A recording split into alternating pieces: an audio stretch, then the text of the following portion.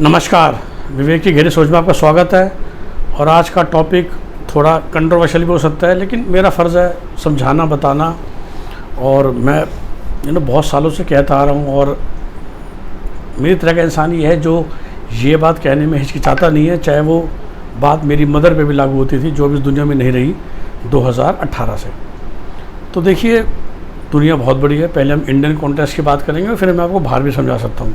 तो जब मैं छोटा था, और मैं जब छोटे की बात कर रहा हूँ, it is early 90s, right. तो मतलब दुनिया तो बहुत पुरानी है, देश बहुत पुराना है, लेकिन 1990s तक भी अगर हम मियाँ बीवी के जिम्मेवारी की बात करें, तो आदमी का काम होता था बाहर निकल के पैसा कमाना। उसके लिए वो आएगा जाएगा, 9-10 घंटे काम करेगा, दुनिया भर की स्ट्रेस परेशानियाँ झेलेगा, और शाम को पैसा कमा के घर आएगा। और उसके बदले औरत का काम होता था घर के सारे काम करना। और मैं रिपीट करता हूँ, घर के काम का होता था खाना बनाना पूरी तरीके से, कपड़े धोना हाथों से या वो थापी मार मार के, बर्तन धोना, झाड़ू पोछा करना, बच्चों को तैयार करके स्कूल भेजना, बच्चे वापस आएंगे, खाना देना, और जहाँ तक हो सके जितनी पढ़ी लिखी है बच्चों का होमवर्क में हेल्प करना, क्लास 5th तक 8th तक। और शायद उसके बाद फिर वो ट्यूशन सेंटर उस ज़माने में चलते थे। मैं सच बताऊँ तो सचदेवा, न्यूपुट, पीटी कॉलेज टाइप के, जहाँ अक्सर बच्चे क्लास 9th के बाद जाना शुरू होते थे।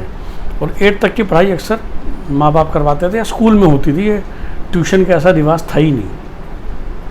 आज की हम बात करें तो क्या हो गया है, और जो सबसे यूनिक चीज़ है जो मैंने नोटिस करा, और वो नोटिस कोविड में बहुत किया गया, और फिर वो शायद वो चलन बनता जा रहा है, कि आदमी की ड्यूटी तो एज इट इज़ है कि आपको तो बाहर जाना है, पैसा कमाना है, सब कुछ करना है।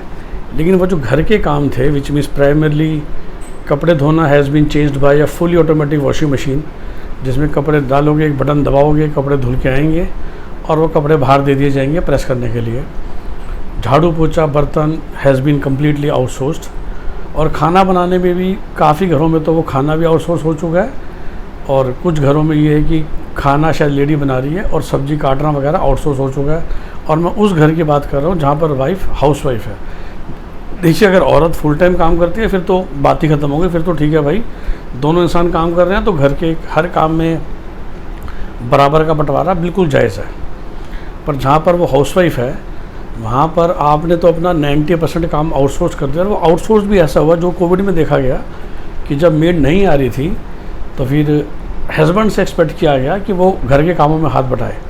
तो वो वर्क फ्रॉम होम करके अपने ऑफिस का भी पूरा काम कर रहा है, और साथ में वो घर के कामों में भी हाथ बटाए, क्योंकि अब ये मान लिया गया है कि ये जो घर के 5 काम है ये करना तो औरत की जिम्मेवारी है ही नहीं। तो फिर हाउसवाइफ की जिम्मेवारी क्या बची? तो हाउसवाइफ की जिम्मेवारी बची है ज़्यादा सारा खाना बनाना, और उसके अलावा अपने आप को जस्टिफाई करना कि मैं बहुत काम करती हूँ।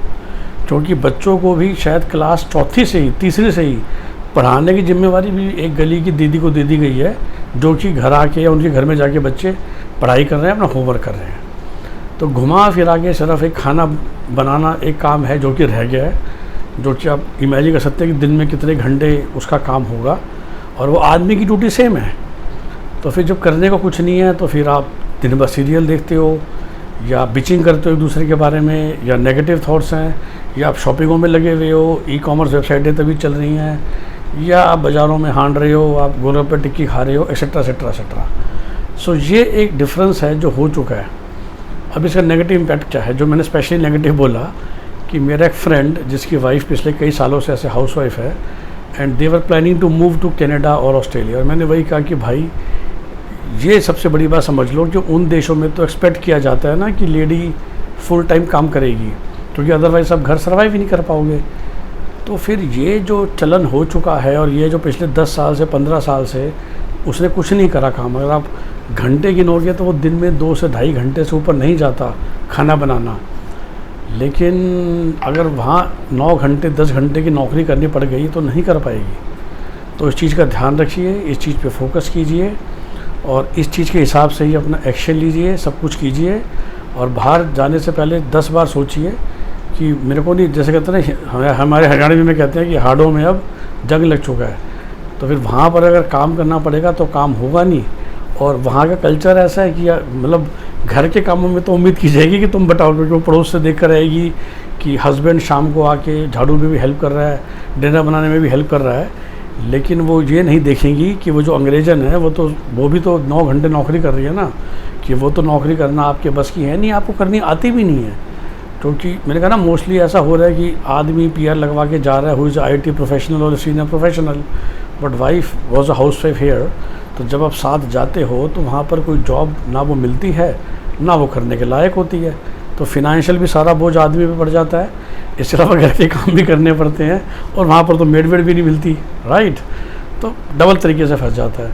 तो बहुत सोच समझ के बाहर जाने का डिसीजन लीजिए, specially if you are a married guy with more than 10 years of marriage and your wife has been a housewife। ये मत बिल्कुल सोचिएगा कि वो वहाँ पर जाके आराम से जॉब कर पाए, क्योंकि सिर्फ घर से निकल के 9 घंटे काम ही करना इज़ अ हैबिट, और वो हैबिट एक बार छूट जाए तो अक्सर हैबिट ये पड़ जाती है कि सुबह उठ के घर के, मैंने कहा ना, वो घंटा 2 घंटा काम करके फिर से 10-11 बजे लेट के अपना TV देख रहे हैं। तो उस चीज़ का ध्यान रखिए, सोच समझ के डिसीजन लीजिए। और कैसा लगा ये वीडियो कमेंट करके बताइए, लाइक शेयर कीजिए अपने फ्रेंड्स के साथ, ताकि उसके हिसाब से वो भी एक इन्फॉर्म डिसीजन ले सकें। आपका दिन शुभ हो। नमस्कार, बाय बाय।